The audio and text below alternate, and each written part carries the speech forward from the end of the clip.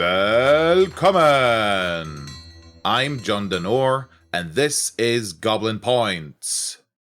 In this special episode, I'm trying something new. My goal has always been to make this podcast about the community for the community, and this is the first step in that direction. In this episode of Goblin Points, I'm having a chat with TheNatureGM. I will leave the introduction to them. So, without any further ado, let's jump to my conversation with TheNatureGM.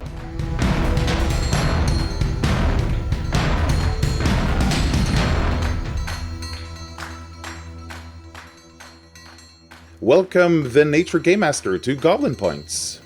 Thank you, John. I'm glad to be here. You've been creating homebrew creations for D&D, and I've included some of those in my episode of Goblin Points.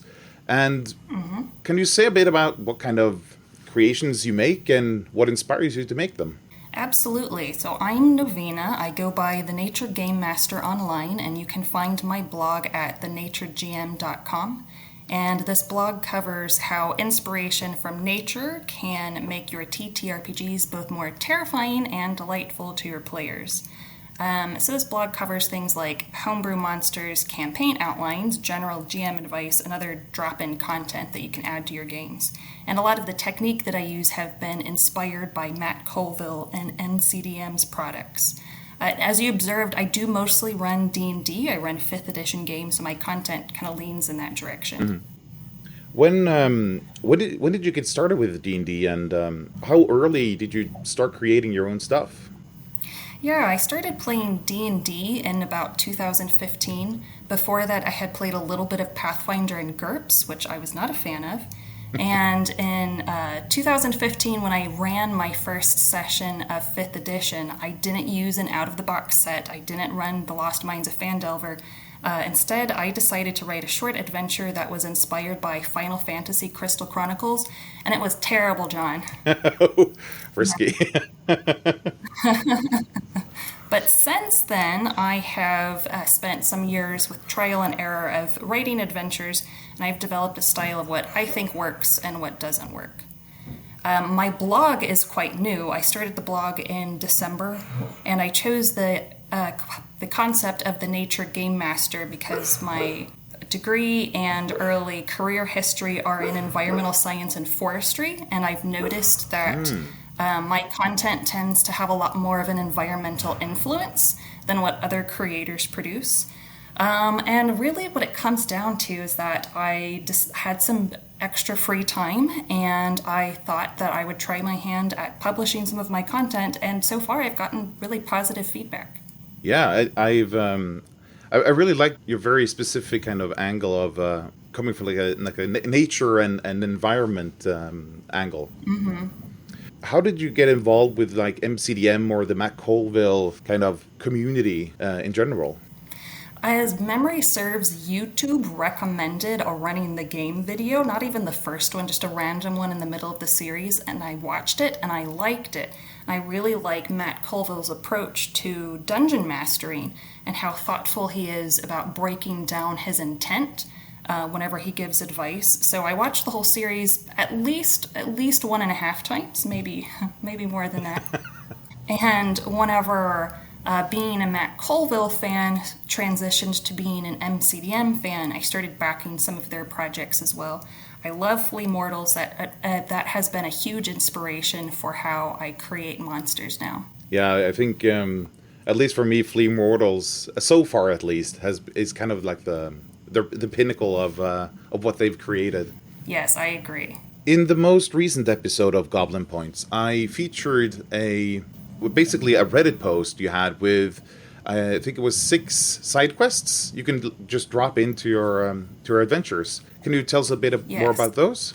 Yeah, so those were inspired by the MCDM Reddit community, in fact, because I had seen a lot of discussion about taking a modular approach to adventure building.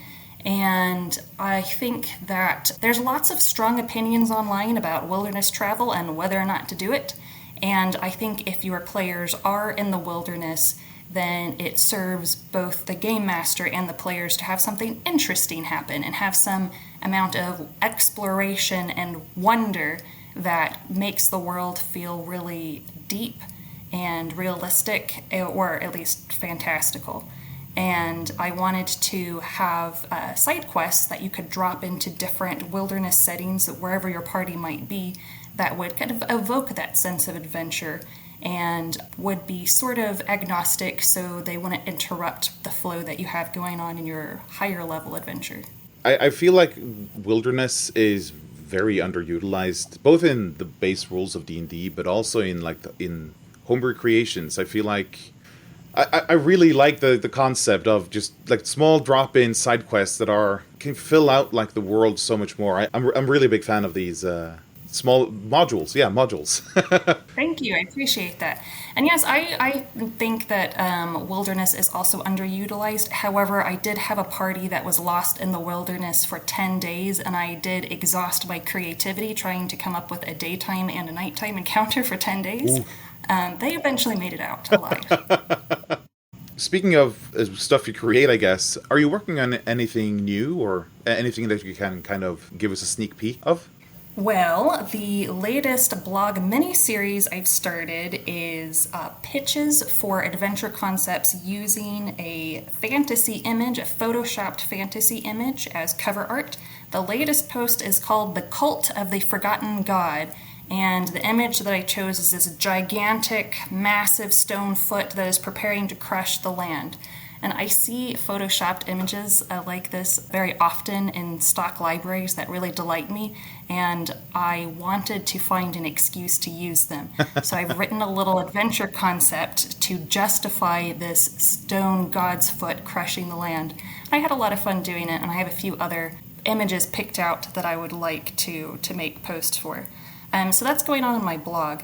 And because I have had positive feedback on some of the other content that I've created, I do intend to formalize some of it. So you might have caught those better nature monsters, the list of better nature monsters that were kind of sketches of how these monsters might operate. Well, I'll create stat blocks for those, and I'll publish those on Drive-Thru RPG to be purchased for a few bucks.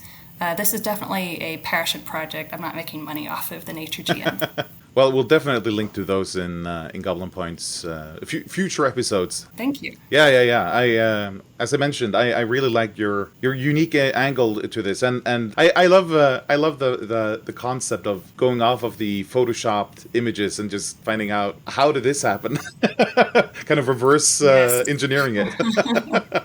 Some of them will definitely test the limits of my creativity. That sounds like a wonderful way to kind of try to exercise your brain and exercise your creativity. Speaking of maybe what's up next, whenever the MCDM RPG gets a little bit more finalized, I would like to create content for that. The one thing that I'm not sure about at this time, though, is that my GM style is to play by theater of the mind. Ooh. And the MCDM RPG seems to be very oriented around combat using battle maps. Yeah. So if I can get the RPG to work with theater of the mind, then I would love to create content for it and move my players over to that system. We'll see. Time will tell. Time will tell. Outside of creating stuff for D&D and Community Bubble that we know you from, is there anything else you kind of want to recommend? Whatever it might be, a movie, a TV show, some kind of music or something that you might find inspiring or just go back to for anything, basically? Yeah.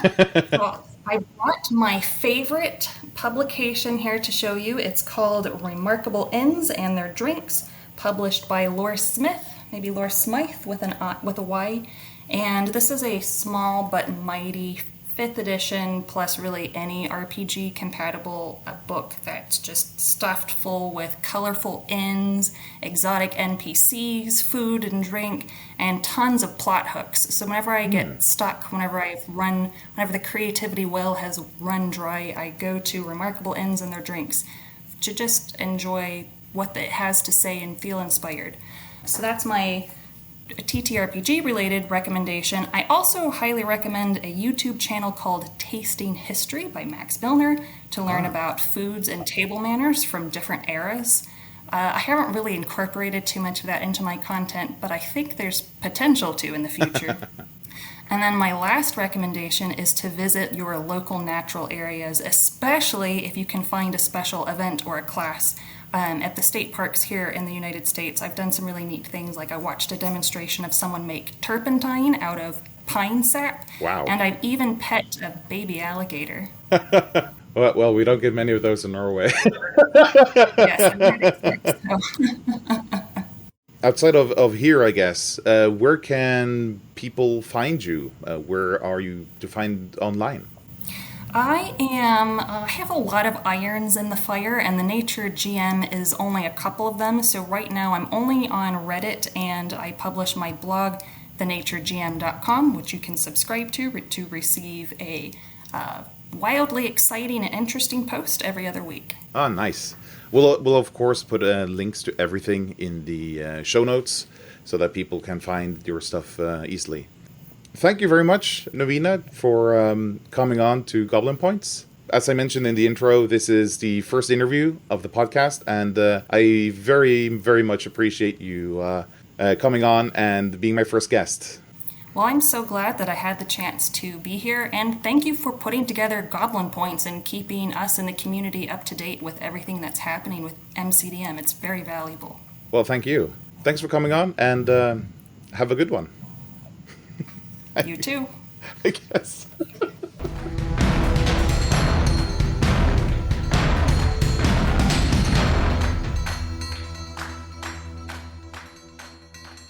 Thank you so much to Novina for chatting with me.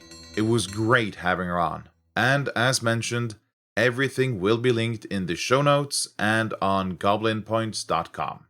If you want to be on next time, do not hesitate to email me on tips@goblinpoints.com. Until next time, snakkes.